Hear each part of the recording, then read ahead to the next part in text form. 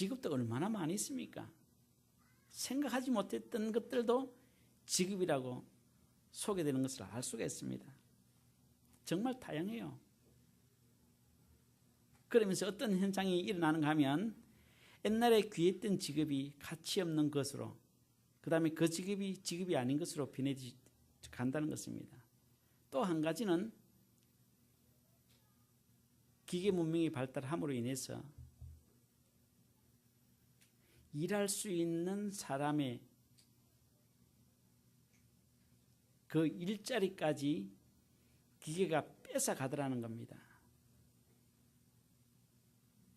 우린 단장 돈을 벌어야 먹고 살 수가 있습니다.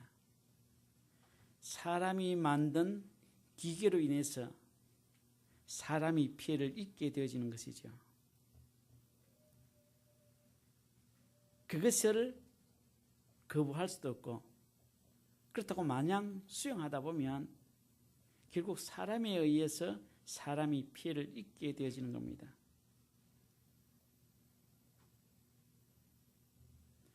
과거에는 전문적인 직업이 특별하게 구별된 것이 없었습니다. 누구든지 조금만 훈련받으면 할 수 있었습니다. 그런데 요사이 새롭게 생성되는 직업들은 그 직업에 맞게 전문적으로 훈련을 받아야만이 그 직업을 취할 수 있다는 것이죠. 아무리 좋은 직업이 나왔다라고 할지라도 그 직업으로 먹고 살려고 하면 그만큼 내가 훈련을 받아야 되는 겁니다. 그렇기 때문에 그런 훈련을 받지 않는 사람은 아무리 좋은 직장이 많이 있어도 잡을 수가 없어요. 참 안타까운 일이죠.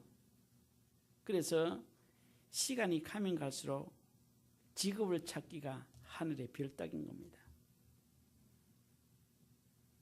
참 안타까운 일입니다. 혹 어떤 사람은 이런 이야기를 합니다. 내가 가지고 있는 이 직업이 좋기 때문에 이 직업만이 참 가치 있고 귀하다라고 생각을 해요. 그런데 그 사람은 몰라도 정말 몰라서 하는 소리입니다. 오늘 그 사람이 그 직업으로 먹고 살 수 있도록 보이지 않는 수많은 사람들이 도와주고 그를 위해서 노력했기 때문에 그 사람이 그 직업의 자리에 올라 있다는 것입니다. 그렇기 때문에 내가 조금 나은 직장을 가지고 있다라고 할지라도 전혀 그것 때문에 자기보다 못한 직업에 있는 사람들을 멸시하면 안 된다는 것입니다. 직업은 모두 다 공이 동등합니다. 몸으로 때우는 분들도 머리로 때우는 분들도 어떤 직업이든지 귀중한 것이 아닙니다. 한 사람이 직업을 가짐으로 아내와 가족이 먹고 삽니다. 아내와 가족이 먹고 사는 직업이 있다는 것은 정말 가치 있는 일이라는 것이죠. 우리가 이민생활을 하면서 때로는 뜻하지 않는 정말 생각 밖의 일을 할 수가 있습니다. 이런 직업들 때문에 기죽지 마시라는 것입니다. 오늘 나와 같은 사람이 그 일을 하지 아니하면 세상은 한순간에 혼란스러워지는 겁니다.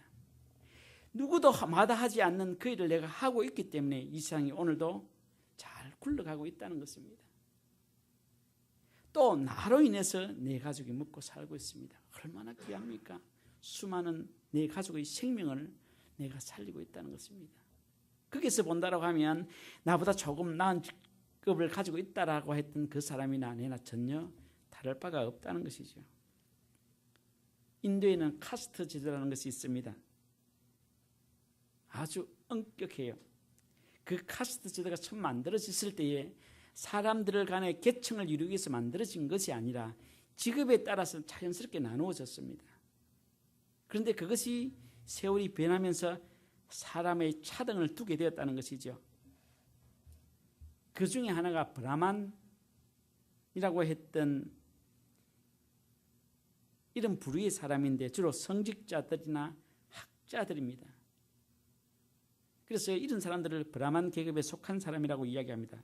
그 다음에 크샤트리아라고 해서 왕족이나 무사, 귀족, 장교들입니다. 그 다음에 바이사라고 해서 농민이나 상업하는 수공업하는 연예인들, 그런 사람이라고 이야기하고요. 또 수드라고 해서 잡일을 하는 사람입니다. 이 카스트 제도 안에는 이 네 직종의 직업이 분명하게 구별되어져 있습니다. 그래서 브라만 그 계급 안에 있는 사람들은 자기들끼리 결혼하고 자기들끼리 먹고 살고 그렇습니다. 그러나 크게 보면 이 사람도 필요하고 저 사람도 필요하고 다 필요합니다. 그 네 직업 중에 한 직업이라도 스탑되어지면 인도는 굴러갈 수가 없습니다. 그런데 불행하게도 그 네 개의 성씨, 네 개의 계급 속에 속하지 않는 부류가 하나 있는데 불가촉천민이라고 하는 천민입니다. 그 카스트 제도 안에 있는 그 사람이 아니라 그 제도 밖에 있는 사람입니다. 그 사람들은 어떤 사람인가 하면 정말 사람으로서 할 수 없는 죽은 시체를 만지는 일이나 변을 치우는 일이나 정말 막장과 같은 그런 인생을 사는 사람이라고 하는 것이죠. 그렇기 때문에 카스트 제도 안에 든 사람과 만날 수도 없습니다. 교제할 수도 없습니다. 결혼할 수도 없습니다. 이미 이 사람들은 그 제도 안에서 밖에 있는 사람들이기 때문에 그렇다는 것이죠.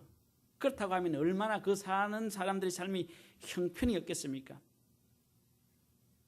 제가 그 동영상을 하나 봤는데 인도에는요, 인도 도시라도 화장실 시설이 제대로 되어 있지 않아요. 위에서 변을 주면 밑에 요만한 통이 있습니다. 그러면 그게 담기게 되어집니다. 천가족 청민이 아침마다 와서 손으로 그것을 떠서 치웁니다. 정말 사람으로서 할 수 없는 직업이죠. 손으로요, 바가지로요. 이런 시간들이 계속 오래되면서 간디가 나왔고 간디가 이것을 바꿔보자고 해서 많은 사람들에게 이야기를 하고 제도적으로 이 카스트 제도를 없애버렸지만 아직도 여전히 인도에는 카스트 제도가 존재하고 있습니다. 중요한 것은 그 제도 안에 들지 않는 천가족 천민은 아직도 인권이라는 것은 찾아볼 수가 없죠. 그런데 하루는 어떤 일이 있었는가 하면 이들이 동맹 파업을 했습니다. 화장실에 변을 안 치웠습니다. 하루 이틀은 괜찮아요. 변통에 변이 다 안 찼기 때문에. 그러나 하루가 지나고 이틀이 지나면서 어떻게 되겠습니까? 수세식 시설도 되어져 있지 않기 때문에 이루 말할 수가 없겠죠. 그래서 그때야 천가족 천민이라고 했던 정말 사람 같지 않는 그 사람의 직업이 얼마나 중요한 줄을 조금 깨달았다라고 이야기합니다. 만약에 그들이 영원히 파업해버리면 누가 치워야 됩니까? 성직자인 지가 치워야 돼요. 오늘 우리 이 세상에도 그렇잖아요. 내가 조금 나은 직장을 가졌다고 해서 경비 쓰는 아저씨한테 멸시해버리면 그 도둑은 누가 지킵니까? 지가 지켜야 되죠. 오늘 그 사람이 있기에 내가 존재하고 있다는 이 사실을 깨닫고 그 사람을 더욱더 사랑하고 섬기며 힘을 줄 수 있어야 한다는 것입니다. 그렇지 않을까요? 직업에는 귀천이 없습니다. 그 사람이나 내나 내 직업을 통해서 내 가족이 먹고 살고 있습니다. 이것보다 가치 있는 것은 없지요. 그렇기 때문에 우리는 정말 가치 있는 일을 하고 있습니다. 정말 제대로 된 좋은 일을 하고 있는 것이지요. 단지 내 직업이 이렇다는 것밖에 없지 전혀 거기에 대해서 낙심하실 필요가 없습니다. 예수님이 오시면 누구에게 먼저 찾아가겠습니까? 브라만 계급에 속한 사람에게 찾아가겠습니까? 가족 천민에게 먼저 찾아가겠습니까? 가족 천민에게 먼저 찾아갑니다. 그동안 수고했던 그 수고, 멸시당했던 그 멸시, 예수님은 아시기 때문에 그렇다는 것이죠. 그래서 이민생활을 하시다 보면 뜻하지 않는 직업을 통해서 때로는 수축되어지고 힘을 잃었다고 하면 전혀 그게 동의하지 마십시오. 그게 계속 빠져있다고 하면 그것은 어둠이 주는 것이고 마귀가 주는 것이고 그렇게 해서 자신과 가정을 파탄시키기를 원하는 겁니다. 그럴수록 더 당당해야 되는 내가 있기에 내 가족이 있고 내가 있기에 이 세상이 존재한다는 그런 소망을 가지시기를 바라겠습니다. 오늘 제가 말씀드리려고 하는 것은 가족 제도나 뭐 직업에 대해서 이야기하려고 하는 것이 아닙니다. 사람이 산다는 것에 대해서 이야기하고 싶습니다. 어떤 것이 정말 참되게 바르게 살아가는 것인가에 대한 것을 한번 알아보자고 그렇게 생각을 해서 이 말씀을 뽑았습니다. 우선 본문으로 돌아가면 1050년경 사무엘이 이스라엘 선지자로 사역하였던 그때였습니다. 그때 이스라엘 중심으로 외부 세계는 어떻는가 하면 바다 쪽으로는 블레셋이 있었고 블레셋 밑으로는 아말렉이 있었습니다. 또 이스라엘 내부적으로는 어떤 일이 있었는가 하면 다윗이 이제 점점 자라면서 이런저런 과정을 거쳐서 사울 왕 곁에 있었습니다. 그의 용맹함과 지혜가 총명했기 때문에 사람들로 인정받았습니다. 자기 딸까지 주었습니다. 사위로 삼았습니다. 그런데 그 빈도가 점점 더 심해져 가던 백성들의 마음속에 사울은 점점 사라지고 다윗이 점점 각인되는 것을 느끼게 되었습니다. 지가 키운 다윗에게 자기 자리가 빼앗길 것 같거든요. 얼마나 화닥질이 납니까? 얼마나 기분이 나쁩니까? 그래서 자기 사이지만은 다윗을 죽이기 위해서 이런저런 머리를 짜내고 여러 가지 일들을 했습니다. 그때마다 하나님께서 다윗에게 피할 길을 주시고 요모양 조모랑으로 그 위기를 넘기게 해주셨습니다. 그런데 다윗이 그런 위기에 매번 이렇게 살다 보니 자신도 피곤하잖아요. 그 조그마한 땅에 피해 다닌다고 해봤자 피해 다닐 수 있는 공간은 한정되어져 있거든요. 이제 숨을 곳은 다 숨어봤기 때문에. 그래서 다윗이 생각한 끝에 그러지 말고 우리가 블레셋이라는 나라로 망명을 하자. 거기서 편히 살자라고 생각을 해서 자기 수하를 데리고 블레셋으로 망명을 했습니다. 그때 블레셋 왕 이글락이 시글락이라고 했던 조그만 마을을 주면서 여기서 먹고 살아라고 했다는 것이죠. 얼마나 다행입니까? 이제는 사울의 칼날의 위험에서 벗어났기 때문에 안정된 생활을 할 수 있었습니다. 그러나 그들이라고 해서 뭐 특별히 가진 것은 없잖아요. 단장 먹고 살아야 되잖아요. 갑자기 타 지역에 정착을 하게 되어졌는데 먹고 살아야 될 것이 없습니다. 그래서 그들이 한 것은 시글락을 중심으로 왔다 갔다 하는 주민들을 착취하고 빼앗아 먹었다는 것입니다. 세상 말로 하면 다윗도 도둑질도 하고 때로는 강도짓도 했다는 것이죠. 그런데 목사들은 그런 이야기를 하죠. 성경에는 그렇게 기록되어 있습니다. 그럴 때에 블레셋이 이스라엘이라는 나라를 침공하기 위해서 계획을 짰습니다. 생각해보니 이스라엘에서 탈출한 사울에게 아주 이제 자기들 생각이겠죠. 억한 감정을 가지고 있는 다윗이 있더라고요. 그 다윗을 불러서 자기 대열에 합류를 하면 굉장히 좋을 것 같아요. 그래서 다윗을 불렀습니다. 그래서 함께 연합군을 만들어서 이스라엘을 치려고 했을 때에 장수들이 이런 이야기합니다. 블레셋 이글락 왕에게 혹 이 사람이 맨 앞에 섰다가 마음이 획 바꾸어서 되돌아 칼을 돌리면 결국에는 우리가 당합니다. 저 사람을 어떻게 믿습니까? 우리가 알기로는 어릴 때부터 저 사람 용맹하고 지혜로운 사람입니다. 그 지혜를 당할 자가 없습니다. 믿지 못하기 때문에 전쟁에 참여하지 말고 만약에 대비해서 후방에 두십시오라고 이야기를 했습니다. 그래서 장군들이 성화에 못 이겨서 후방에 두었습니다. 그래도 뒤통수가 건질건질했던 것 같아요. 불안했던 것 같아요. 아예 돌려보냅시다라고 해서 자기가 사는 시글락이라는 곳에 돌려보냈습니다. 다윗이 자기 수하들과 더불어 자기가 살았던 시글락에 돌아오니 웬일입니까? 아말렉이라는 족속이 쳐들어와서 모든 사람들을 포로로 가져가고 살고 있던 집과 재물들을 다 제물로 만들어놨어요. 얼마나 황당합니까? 그때 다윗과 함께 있던 용사들이 다윗에게 돌을 던져 죽이려고 했다는 내용입니다. 오늘 이 말씀을 통해서 정말 우리가 살아야 할 그 길이 어디에 있는가를 발견하는 것입니다. 그래야 오늘 내가 살아갈 수 있는 방향을, 길을 알 수가 있다는 것이죠.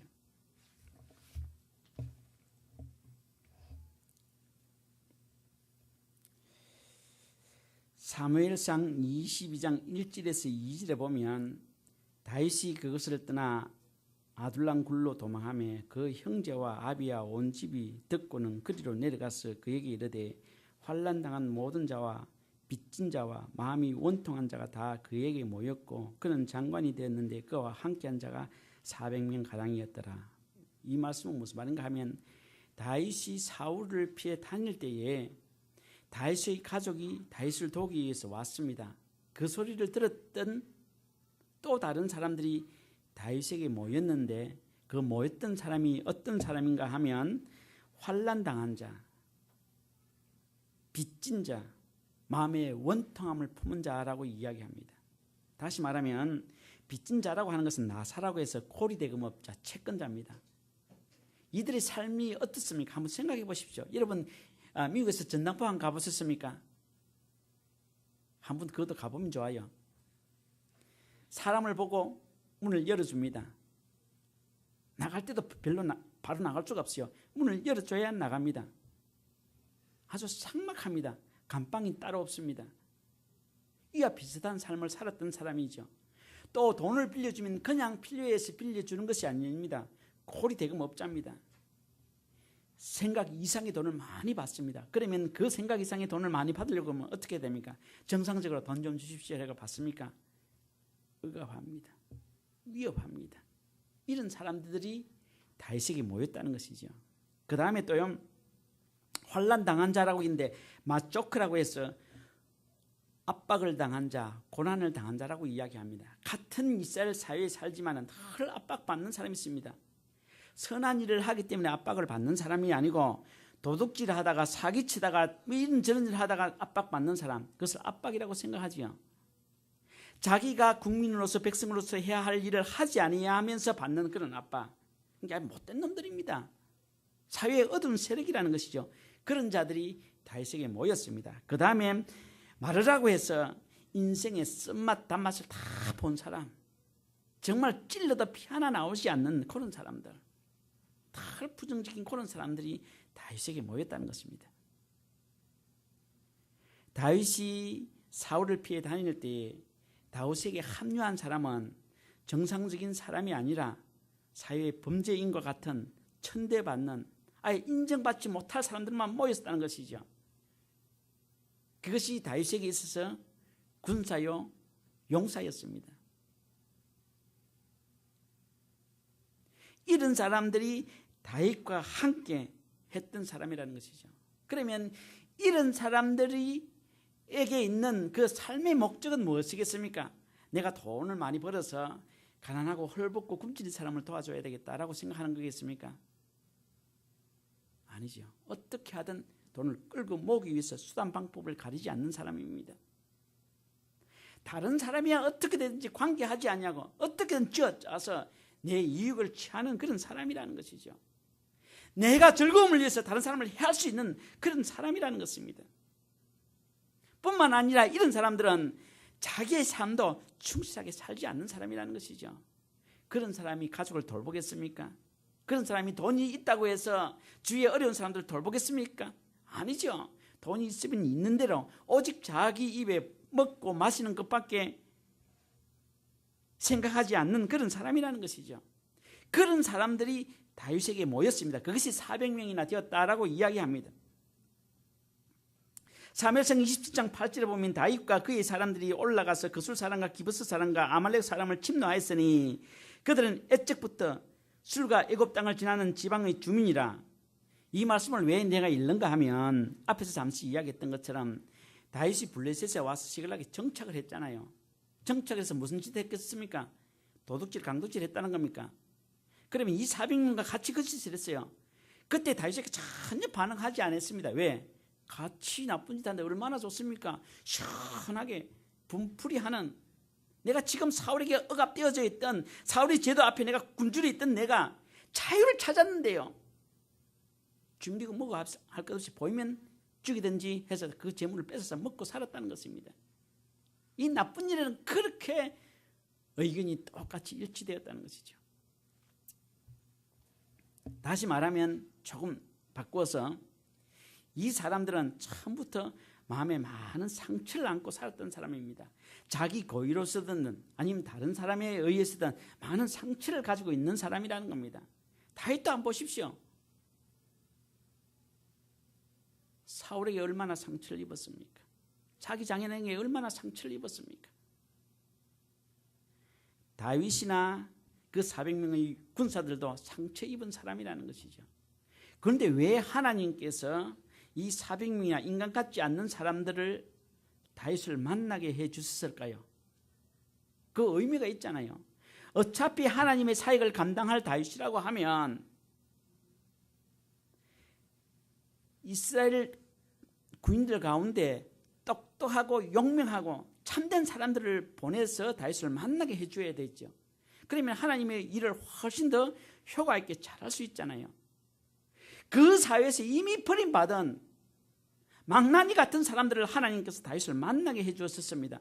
왜 만나게 해주셨을까요? 다윗을 통해서 그 상처를 치유받기 위해서 해주셨습니다. 이것이 하나님의 은혜라는 것이죠.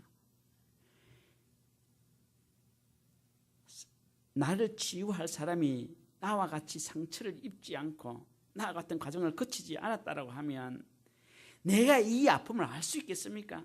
전혀 모르요. 엉뚱한 소리를 하지요. 예수님이 실제로 우리의 죄를 통해서 그 고통을 감당하지 아니했다라고 하면 예수님이 우리의 오늘 고민하는 이 아픔을 알았겠습니까? 동문서답할 수도 있겠지요. 비슷한 사람인 하나님의 사람 다윗을 만나게 해 주셨다는 것은 오늘 그 사람들이 살아오면서 마음속에 담겨져 있는 이런 울분과 안타까움과 저주스러움들을 치유하기 위해서 만나게 해 주셨다는 것입니다. 그래서 이스라엘 사회에 정말 천대받는, 버림받는, 조롱받는 그 사람들을 만나게 해 주셨다는 것이죠. 그러면 어떻게 해야 됩니까? 다윗을 통해서 치유받아야 되죠. 다윗을 통해서 어떻게 치료받겠습니까? 다윗 한번 보십시오. 어떻게 보면 그들보다 다윗은 더 억울합니다. 다윗이 나쁜 짓을 했습니까? 그들은 사기치고 도둑질하고 남을 헐뜯어서 오늘 여기까지 왔지만 다윗은 최선의 인생을 살았습니다. 그러나 사람들로부터 외면당했습니다. 죽임을 당하는 그런 위기에 수없이 놓였습니다. 그런데 그가 어떻게 했습니까? 분명히 원수 같은 사울을 두고도 죽이지 아니하고 돌려보냈습니다. 왜 그럴까요? 하나님께서 기름 부으신 자가 아니냐. 내가 감히 그 사울을 어떻게 죽일 수 있느냐. 또 그런 가운데 다윗은 모든 문제가 있을 때마다 하나님 뵙기도 하나님 이런 상황인데요. 어떻게 해야 되겠습니까? 하나님이 꼭 묻고 하나님의 응답을 통해서 그의 길을 걸어갔던 사람입니다. 적어도 사람이라고 하면 자기보다 더 아픔과 고통이 있는 다윗을 통해서 그가 어떻게 위로를 받고 그가 어떻게 살아가는지를 알아야 되잖아요. 근데 그들은 그것을 몰랐다. 다윗, 오케이. 치료받을 생각도 못하고 전혀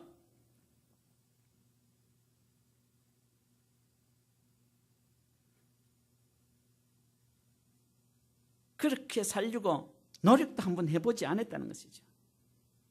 오직 자기에게 있는 그 욕망과 더러움과 악함을 어떻게든 세상에 퍼부어서 그것을 통해서 위로받기만을 바랬다는 것입니다. 그러다 보니 자기 지도자인 다윗, 그렇게 한없이 울고 있는 다윗을 향해서 돌을 던져 죽이려고 했던 쌍놈 같은 놈들이라는 것이죠. 오늘 우리도 똑같다는 것입니다. 우리가 만난 것은 그냥 우연히 만나서 가다 오다 만난 것이 아닙니다. 선술집에서 만나는 사람들처럼 만난 것이 아니지. 서로 치유하기 위해서 만나게 해주셨습니다. 서로 치유하기 위해서요. 저도 그렇고 여러분도 그렇고 지금까지 살아오면서 얼마나 마음의 상처를 많이 받았습니까? 내 잘못이든 다른 사람의 잘못이든 어떤 상황이든 떠나서 우리는 분명히 상처받은 영혼들입니다. 그러면 어떻게 해야 될까요? 제가 여러분을 계속 할 듯 해야 될까요? 여러분이 저를 해야 될까요? 치료해 주십시오. 그것이 우리의 사명입니다. 그렇지 아니하면 다른 것 할 수가 없습니다. 거기서 늘 머물러 있습니다. 자신 속에 숨겨져 있는 이 정오와 불신과 시기와 다툼과 욕심들을 만남을 통해서 하나씩 해결해야 되는 겁니다. 때로는 어려울 수가 있겠지만은 사실 따지고 보면 그렇게 어렵지를 않다는 것입니다. 우리 부부간의 사이도 보면 목사와 교인들 사이도 보면 똑같아요. 내가 상처 있는 그것을 남편을 통해서 아내를 통해서 치유하려고 전혀 생각하지 않습니다. 내 안에 품고 있는 이 상처를 아내에게 막 퍼붓습니다. 남편도 똑같습니다. 목사가 화장실 하면 슬고 강대에서 지 마음대로 쏟아버립니다. 성도들이 상처나면 지 마음대로 쏟아버립니다. 하나님이 그렇게 하기 위해서 만나게 해주셨을까요? 절대 아닙니다. 다윗과 이 사랑 같지 않는 400명이 만났다는 것은 서로의 상처를 치유해 주기 위해서 만났습니다. 만나게 해주셨습니다. 그러면 여러분 가정에서 어떻게 해야 될까요? 교회에서 어떻게 해야 될까요? 여러분의 직장에서 어떻게 해야 될까요? 아직도 상대방이 나에게 가시가 되고 미움이 있다고 하면 내 속에 그만큼 상처가 많이 있다는 것을 아셔야 됩니다. 그 상처가 또 다른 상처를 건드림으로 위로받고자 하는 그 더러운 것이 있다는 것이죠. 정말 하나님의 심령이 그 속에 있다고 하면 다윗처럼 그 사람보다 더 억울하고 안타까운 일을 당해도 하나님으로 통해서 위로받을 것입니다. 그것이 오늘 그리스도인들이 해야 할 일이고요. 영적으로 깨어있는 그리스도의 성도들이 해야 할 일입니다. 믿음은 크게 생각하지 마십시오. 작은 것부터 생각하십시오. 우선 여러분의 마음이 치유되지 못하면, 여러분의 만남을 통해서 치유되지 못하면 또 다른 희망은 절대로 가질 수가 없습니다. 그래서 아내가 그렇게 믿거든 내 마음속에 그렇게 더러운 것이 있다라고 생각하시면 됩니다.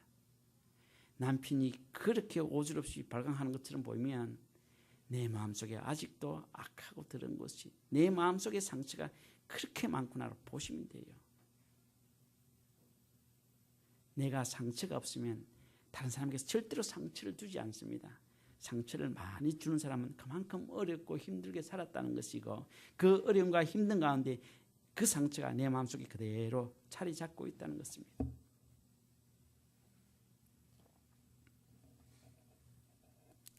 이들이 다윗을 나름대로 이해했습니다.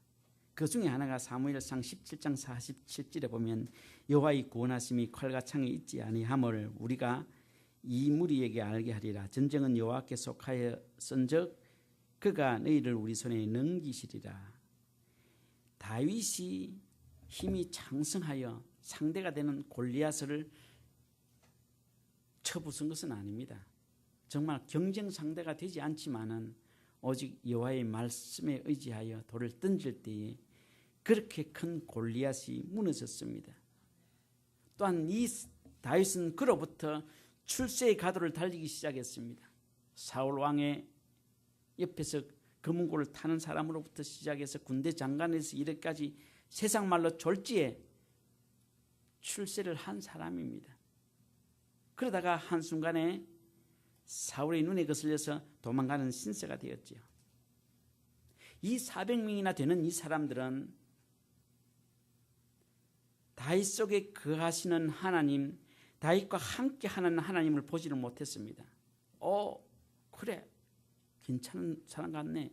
내가 저 사람하고 좀 붙어 있으면 무엇인가 되겠지. 이렇게 어주이처럼 이렇게 다니기보다는 내가 좀 해봐야 되겠다라고 했던 사람들이라는 것이죠.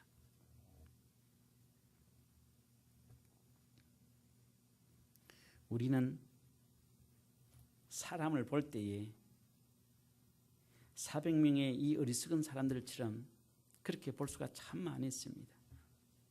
정말 그 내면 속에 있는 참다운 생명을 보지 못하고 그 번지리한 것만 보고 따를 때가 참 많이 있다는 것이죠. 사무엘상 16장 17절 이후에 어떤 이야기가 있는가 하면 사무엘이 다윗을 선택할 때와 이스라엘 백성들이 사울을 선택할 때 차이점이 있습니다. 이스라엘 백성들이 사울을 선택할 때 딱 한 가지였습니다. 용모가 준수하더라. 정말 잘생겼어요. 괜찮아요. 어디에 내놓아도 폼나는 것 같아요.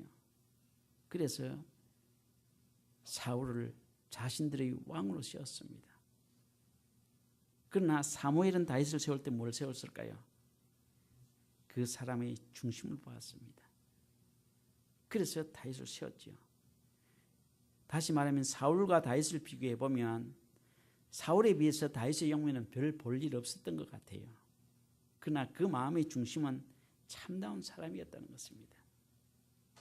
이러한 다윗에게 이스라엘 위대한 왕으로 존재할 수 있었고, 이러한 사울에게 처음에는 굉장히 거창했지만 자기 자리 요거 하나 차지하려고 해서 나라를 뒤죽박죽으로 만들고 결국엔 자기 딸까지 주었던 사위까지 죽이려고 했던 악랄한 놈으로 바뀌었다는 것입니다. 얼마나 비참합니까? 중요한 것은 다윗이 보통 사람이 아니라 하나님의 사람, 하나님께서 그를 통해서 사용하시는 사람인 것을 알아야 된다는 것이죠. 정말 중요합니다. 저와 여러분이 만났습니다. 김 집사와 이 집사님이 만났습니다. 남편과 아내로 만났습니다. 그냥 만났겠습니까? 그냥 만났다고 보기 때문에 맨날 싸우는 거죠. 삐끼고 뭐 하는 거죠. 내 아내를 통해서 그 사람에게 역사하시는 하나님, 내 아내를 통해서 심겨져 있는 그 하나님을 발견할 때 그런 것은 이스라엘에 있을 수가 없습니다. 남편도 마찬가지고 아내도 마찬가지죠. 그냥 우리는 그렇게 만난 것이 아니잖아요. 여러분이 저를 볼 때도 추목사, 짜리몽땅, 하나님께서 추목사를 통해서 역사하시는 하나님, 하나님이 추목사 속에 감춰있는 그 하나님을 발견할 때에 우리 관계는 아름답게 되어지는 것입니다. 여러분과 여러분의 관계도 마찬가지입니다. 상대방 권사님, 상대방 집사님을 통해서 그 사람을 통해서 역사하시는 하나님을 발견하십시오. 그러면 변함이 없습니다. 세상이 뚝쪽 나도 그 관계는 전혀 납니다. 그러나 그 사람을 통해서 역사하시는 하나님을 발견하지 못하면 나에게 손해가 있고 어려움이 있으면 내가 돌을 들어서 나보다 더 고통 가운데 있는 다윗을 죽이려고 했던 그 사람과 똑같은 일을 하게 되어지는 것입니다. 오늘 그리스도인들이 저와 여러분 중요하게 생각해야 될 것은 우리가 만난 것은 우리 속에 감춰져 있는 하나님을 발견하는 것이고 우리로 통해서 역사하시는 하나님을 내가 보는 것입니다. 그래서 내가 보는 여러분들은 하나님의 사람입니다. 여러분이 나를 보는 것은 하나님의 사람입니다. 남편이 아내를 보는 것은 하나님의 사람입니다. 아내가 남편을 보는 것은 하나님의 사람입니다. 이거 동의합니까? 지금부터 그렇게 보시기를 바랍니다. 그렇게 보지 않는 사람들은 우리 교회 교인이 아닙니다. 그거 보겠습니다. 그래서 그거 아니면 불점을 세우든지 하겠어요. 그래서 이사야서 43장 8절에 뭐라고 기록합니까? 눈이 있어도 보지 못하고 귀가 있어도 듣지 못하는 어리석음이라는 백성이라고 해요. 눈 뜨면 뭐합니까? 봐야 할 것을 봐야 되죠. 들을 것을 들어야 되죠. 아무리 눈이 떠 있다라고 할지라도, 아무리 귀가 밝다라고 할지라도 들을 것을 듣지 못하고 볼 것을 보지 못하면 그것은 아무런 소용이 없다는 것입니다. 다윗에게 합류한 이 400명들 눈이 있지요. 귀가 있지요. 세상의 탐욕과 더러운 것은 볼 수 있는, 들을 수 있는 것은 발달했지만 정말 다윗 속에 흐르는 하나님의 생명, 다윗을 통해서 역사하시는 하나님, 그가 어떤 어려움과 환경 가운데서도 늘 하나님께 묻고 답하는 그 모습을 통해서 하나님을 발견하지 못했다는 겁니다. 그래서 다윗을 돌로 쳐 죽이려고 했다는 것이죠. 또한 마지막으로 한 가지 더 이유를 든다라고 하면 다윗과 이 400명의 사람들이 모여서 무엇을 하기를 위해서 만나게 해주셨을까요? 그냥 잘 묵고 잘 살기 위해서 해주셨을까요? 하나님의 뜻을 이루기 위해서 그렇습니다. 우리가 잘 아는 다윗 그 뒤에 어떻게 됐습니까? 굉장히 출세를 한 사람이잖아요. 만약에 이때부터 그들이 다윗과 정말 끊을 수 없는 하나님의 사람으로 연결되었다고 하면 이스라엘은 더 나은 부흥을 이루었을 것입니다. 저와 여러분의 만남, 부부간의 만남, 집사님과의 만남도 다른 것이 있는 것이 아닙니다. 하나님의 뜻을 이루기 위해서 만나게 해주셨습니다. 내 뜻이 아닌 하나님의 뜻입니다. 그러면 그 뜻을 이루기 위해서는 어떻게 될까요? 처음 뭘 해야 될까요? 만남으로 통해서 내 마음의 상처가 치유되어야 됩니다. 그래야 일을 하지요. 그래야 그 사람을 상대방이 을 통해서 하나님이 역사하시는 하나님을 만날 수 있죠. 내 상처가 치유되지 않으면 늘 보는 것은 원망스러운 것과 정말 저주스러운 것밖에는 보이지 않아요. 부정스러운 것밖에. 그래서 하나님의 뜻을 이루기 위해서는 내 마음속의 상처가 옛날에 어떤 직업을 가졌든지 어떤 상황에 따른지 중요하지 않습니다. 만남을 통해서 회복되어져. 상처 주면 안 됩니다. 위로를 통해서 권면을 통해서 그 영혼을 회복시킬 때에 상대방을 통해서 역사하시는 하나님을 볼 수가 있고 그로 통해서 하나님의 뜻을 이룰 수가 있습니다. 그리스도 교회는 아직 얼마 되지 않는 교회입니다. 그 크기나 규모가 관계하지 아니하고 정말 저와 여러분의 만남이 무엇인지를 한 해를 마무리하는 이 시점에 정말 진정으로 깨닫는다고 하면 정말 축복입니다. 지금부터 시작입니다. 여러분의 마음속에 어떤 상처가 있는지 모릅니다. 저도 제 마음속에 어떤 상처가 있는지 여러분도 모릅니다. 중요한 것은 우리의 만남은 그 상처를 들추어내서 고통을 통해서 내가 위로받는 것이 아니라 그 상처를 치유하는데 만나게 해주셨다는 것이죠. 또한 우리의 만남은 여러분의 속에 거하시는 하나님을 발견하는 것이고 하나님께서 여러분들을 통해서 이루시는 역사를 살피는 것입니다.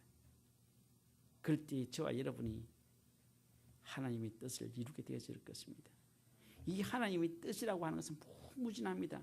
어떤 축복이 될지 어떤 은혜가 될지 우리는 감잡을 수가 없습니다. 이런 정말 하나님의 무궁무진한 축복을 앞에 두고 내가 몸속에 담겨져 있는 이 더러운 것과 악한 것들과 상처 때문에 망치는 일은 없기를 바라겠습니다. 우리가 진정으로 사는 길은 좋은 직장도 아닙니다. 좋은 사업도 아닙니다. 만남을 통해서 내 상처가 치유되어지고 만남을 통해서 역사하시는 하나님을 발견하고 그 뜻을 함께 이루어 나가는 것입니다.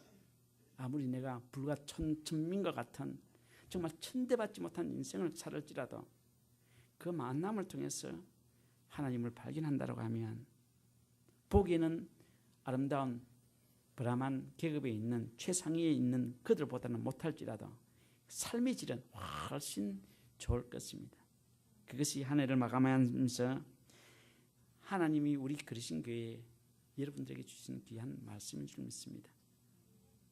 이를 꼭 이루시고 한 해를 마무리하시는 여러분이 되기를 바라겠습니다. 우리 기도하겠습니다. 하나님 아버지